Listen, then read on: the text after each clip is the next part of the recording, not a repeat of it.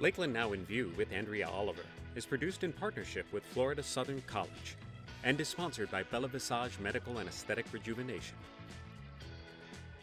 Thank you for supporting independent local journalism. Mental health cases have risen exponentially in the past year, and the suicide rate at an alarming high. With that resurgence, it begs the question, would you know how to recognize the signs if a family member was in a mental crisis? And even more than that, would you know what to do? I'm Andrea Oliver, and this is LkldNow InView. On today's show, we're going to be talking about mental health and really what to do, how to recognize the signs, and maybe how to offer some help. My guest today is Morgan Whitaker-Smith. She's a licensed mental health counselor with the Peace River Center in Lakeland. And Morgan, I know that you do a lot of your work with teens and adolescents, and you host workshops, and you're looking at different trauma issues and things just affecting our young people. But broadly for us, if you would, identify what could be described as a mental health disorder. So a mental health disorder is basically a mental health condition in which certain symptoms that you might be experiencing begin to interfere with your quality of life and your ability to function in your normal roles in such a way that you are no longer able to do those to the degree you want to. So we might look at things like, are you no longer able to sleep at night and therefore you're too tired to function? Are you so anxious that it's difficult for you to do the things you need to do to take care of your kids or do your job or go to school?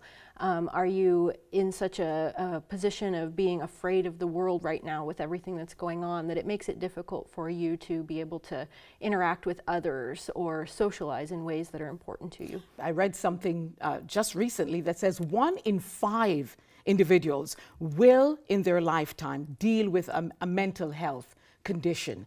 Not to be an alarmist, but when do we go from this is a mood, this is something that'll pass, this is a phase, to this is serious and it begs dealing with? Mm-hmm. So if we think about mental health conditions, we kind of consider our mental health on a spectrum. And on the one end of the spectrum, we might be in a serious mental health crisis where we need to reach out and get help immediately because there might be a suicide risk or something like that. On the other end of the spectrum, we might consider what we would call sort of optimum mental health. Everything is going well. And most of us on a given day will gradually go back and forth between those. So our mental health is not we're in this place or this place. It's usually that we're having a better day, we're having a rougher day or something. So, and those are normal ups and downs. Where we would look at something being at the point where we might want to start getting help is asking ourselves things like, is this persisting day after day after day after day? Is it not being responsive to things that normally would have helped? Are you starting to lose interest in things that you would have previously really enjoyed? Have you lost interest in being around people that you previously would have, that would have fed your spirit a little bit?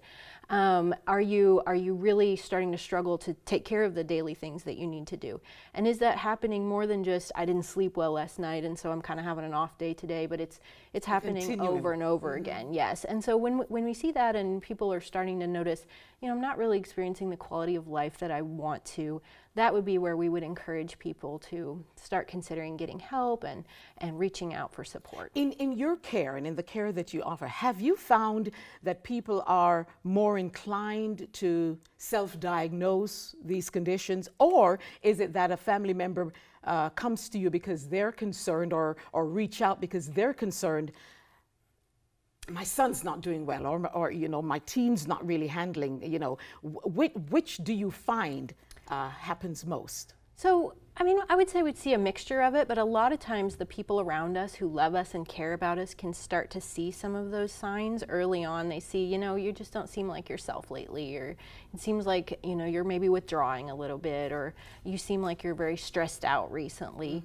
And that's where, those social relationships can be a huge protective factor for people, because if you notice that in someone else, you can go ahead and ask them. It's never going to hurt something to ask someone if they need help or support. What happens when you're asking and because you have seen some signs and you are aware there's some danger areas here, but you're trying to tread. I don't know if that's probably even the best way, but you're trying to tread, but the individual shuts it down because they're not willing to admit or accept. Can you offer any treatment opportunities or care to an individual who won't even recognize that they're struggling with some mental health issues? Well, in reality, a lot of times it takes people multiple opportunities of being offered support before they're at a place where they're ready and able to receive that.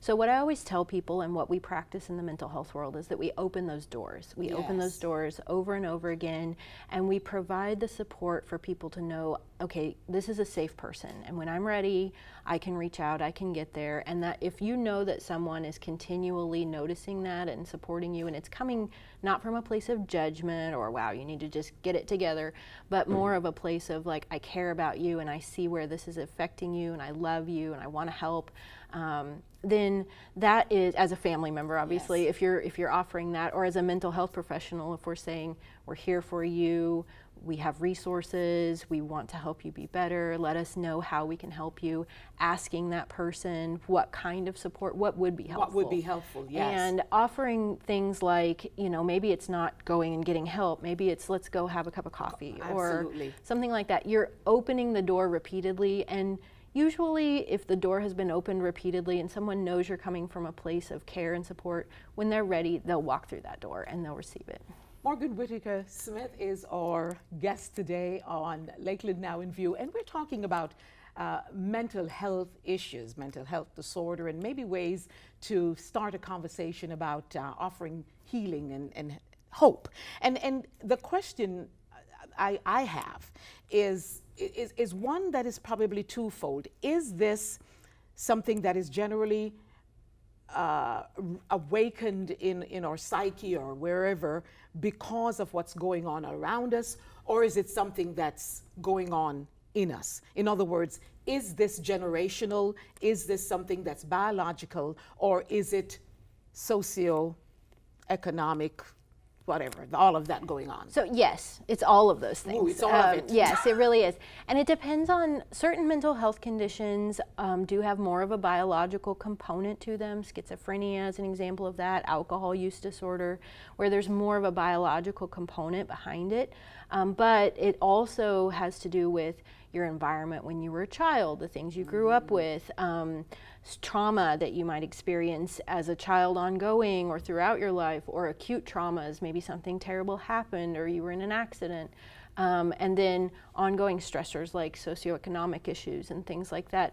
All of those things combined, and again, they move us on that spectrum from one place to another, so they contribute in a lot of ways. And then there are a lot of internal things. So there are things we can't control, but there are internal things that we can control. We can control, you know, our sleep patterns to some extent. We can control exercise, hydration, things like that. And those protective factors that we can control, reaching out for social support with other people that we care about and who care about us, those kinds of things will counterbalance some of those issues for certain conditions.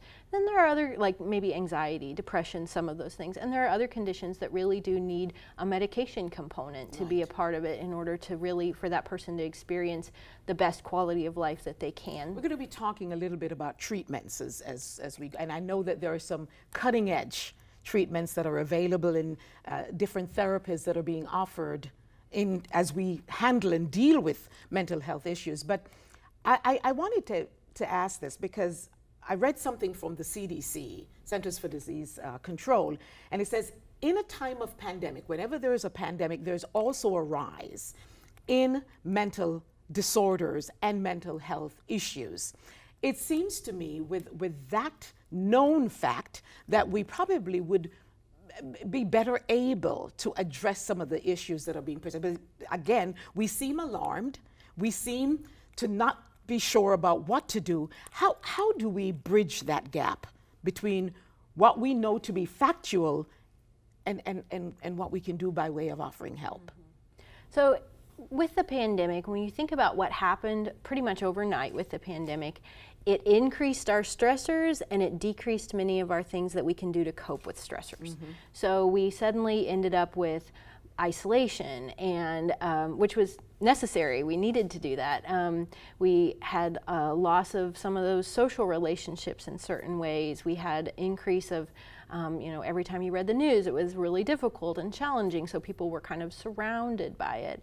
And it became very difficult for people to be able to cope with that. So when we see an increase of stressors and a decrease of coping skills, it's natural that people would experience more mental health challenges along the way. And so what we have tried to do is really emphasize to folks that in this time of many things being impossible for you to control, it is important to take intentional time to focus on that which you can control. Yes. To do the very best thing you can do to really be intentional about having your social support network in place, really be intentional about all those self-care things, really be intentional about your own awareness of your needs and listening to your body and your spirit when when you're down and you need to take them. Yes. And doing those things and honoring that those are real legitimate needs, and they're even more so important now. And then looking out for other people around you and anticipating how you might be able to help with that, or asking how you might be able to help, and reaching out and supporting. So when we are in this place where there's all this stuff that we can't deal with, we focus on what we can. And then at that point when we've done all those things and there's still challenges and it's still overwhelming and we're looking at something where that quality of life isn't where we want it to be, there are many, many treatments that are out there that are excellent for addressing that. Well, let's talk about some of these treatments. And I'm not sure if they're categorized by the mental issues that might be facing an individual, or if they're categorized by gender or age, or how they're categorized. You know, are you more likely to encourage or talk about a particular type of treatment with an individual based on their age, for example? Mm-hmm. So it does somewhat depend on the condition that we're talking about. Certain conditions really do need that medication component, and the person is going to benefit less from other therapies until the medication stabilizes what's going on in the brain. There's a lot of things like anxiety is a perfect example. There are many ways to treat anxiety, and some of those might be medication, but a lot of them might be other types of therapy. Mm-hmm. And we might, what we've been trying to do with anxiety is help people develop good coping skills, so that when they're able to, when they're experiencing a high anxiety moment, they know, what can I do to get my anxiety down right now? And then when they're experiencing some of that chronic anxiety, what can I do to lower my overall threshold of that anxiety so that I'm not just so anxious all the time? I was going to say, it seems as if the conversations have opened. I mean, back when I was going through some things in my teenage years, it was basically go sit down in a room, read a book, and shut up. Now we're more open, and we're offering people, you know, talk therapy, and we're offering, you know, it's okay to say. Have you found that in the it's okay to say era that now everybody wants to claim a malady? Well, I think there's just more a broader awareness, again, of that spectrum of mental health conditions. And so people are more aware of the times when they are experiencing something that's challenging. Although I suppose there might be a very tiny percentage of people that claim something like that. My experience is that most people are really just trying to strive for the best quality of life that they can have. Wonderful. And so as they're striving for that, reaching out and getting support in different ways that they need it becomes very crucial, because you know, regardless of where that anxiety came from or where that depression came from, it's still getting in the way of your life, and it's really pulling you down. It's preventing you from living your best life. So we might, especially if it's something like trauma, we might look at addressing that core trauma with a number of therapies: eye movement desensitization and reprocessing, EMDR, or we might do various kinds of talk therapies, things like that, to address the trauma, because if we address the trauma, then other symptoms get better that follow from that. Other times it might be that that person just has a whole lot of stuff going on in their world, and everything is just overwhelming to them, and they've normally they might be able to handle it, but right now it's just too much. And so then at that point we might help that person develop a menu of options, like ways to cool their body down, because anxiety produces heat, and it makes us... I knew there was a reason to like cool weather. Yeah. Cools your body down. But a lot of times with our teenage clients, I'll tell them, you know, if you're having that moment of anxiety, go open the freezer and stick your head in it. Don't close the door. Don't do anything like that. I like but it. It cools the body down quickly, and then, you know, don't melt everything in the freezer. Close it again. But or, you know, run some cool water over your wrists or something like that. Get your body cooled down so that you can, you know, handle whatever's going on in that moment. Really good. We're talking about some therapies, and some of these seem unique. They're the first I'm hearing this, but there are some really, really interesting new therapies that are out there. We've heard of equine therapy. We've certainly heard of art therapy, and now there's a thing called gardening therapy. Talk to us about that. So as horticultural therapy is a form of therapy that uses plants. There's research that shows that plants and nature and being around plants and nature produces a positive effect on the body, and calming and de-stressing, which is one of the things that we will often encourage people to do, is spend time outside in nature, around water, around plants. So horticultural therapy, although it's not something that we offer at Peace River right now, it's a personal interest of mine. I like it. In learning how to use plants and the cultivation of plants and gardening as a way of promoting positive mental health and addressing places where we can increase our quality of life. And while I'm at it, I might add that I'm hoping they might add food therapy. No, I'm just, that's another. We all wish for that. Maybe food therapy, because that can be very, very helpful. Morgan, it has been such a joy to have you, and to just talk with you about this issue. I know that maybe Andy, your husband, and your 10-year-old probably do some unique things in your time together, but how do you de-stress? How do you declutter and leave work where work needs to be left? So I'm a person who has an anxiety disorder, and I talk about that very openly, and so I practice a lot of the things that we teach clients to do. I spend time with my family. One of my favorite things to do is something that we actually encourage our clients to do, which is nature murals. And so we go out into the park and we find random things in the park, pine cones and sticks and everything. We make a mural, we take a selfie with it as a family, and then we have a memory of that, and the wind blows it away 5 seconds later, and it doesn't matter because we can go next you know, tomorrow and make another one, and it's a wonderful time of spending time together out in nature and de-stressing. We're wrapping up our talk in a few moments, but if you would, we're living in uncertain times, and we're dealing with uncertain issues, and they might be around for a little bit. So if you could talk to our audience about maybe, you know, what they might do in this season to kind of self-care and self-love.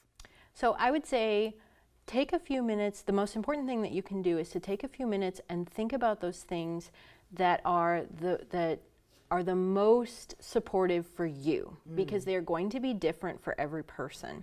When are the times when you feel most alive, when you enjoy the world the most? What are you doing? Are you swimming? Are you cooking? Are you you know, are you spending time with a loved one? What are you doing in those times? And then can we do more of that? Yes. How can we build more of that into your life? In general, you're never going to get more of a bang for your buck than good sleep hygiene and good exercise and hydration. Those have a huge impact on mental health. Huge, huge, huge. Yes. So being well rested, well hydrated, and taking a walk are going to be an enormous reset for your brain. The best thing you can do to get yourself in a better place in a hurry. And then just really, even though we are existing in these times of social distancing, really intentionally cultivating those social relationships. Yes. You know, we find ourselves at our best selves when we are able to interact with others that we know are supportive of us and loving and caring toward us, and when we can offer that to other people as well. So building those relationships, even you know, even if it means we meet in a park and we're, you know, 6 feet apart and we have masks, or we get on Zoom together, whatever it is that we do, we are still building those relationships and being intentional about the people that are in our life that help support us. Margaret Whitaker Smith, thank you so very much. Thank you for having me. For being here and for sharing your expertise with us. We value your thoughts and your talk on the issues. And thank you for joining us. We'll talk again real soon. Thank you for supporting independent local journalism.